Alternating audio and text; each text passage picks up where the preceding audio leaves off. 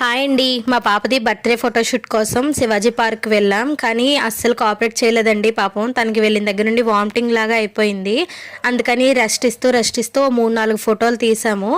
అస్సలు ఇవ్వలేకపోయింది అనమాట పోజెస్. ఇంట్లో ఉంటే చిలకలా నవ్వుతుంది, అక్కడ మాత్రం అలా ఏడుస్తూనే ఉన్నది. మరి ఇంకా డ్రెస్ ప్రభావం ఏమో మరి. బ్యానర్ వరకు 3-4 ఫొటోస్ తీసేసి ఇంకా చేసేది లేక మిగతాది ఆఫ్టర్ బర్త్డే తీసుకుందాం అని చెప్పి ఆగిపోయాం. మేము మార్నింగ్ 11:30కి వెళ్ళామండి. మళ్ళీ మా షూట్ అంతా అయ్యేసరికి ఈవినింగ్ 4-4:30 అలా అయిపోయింది.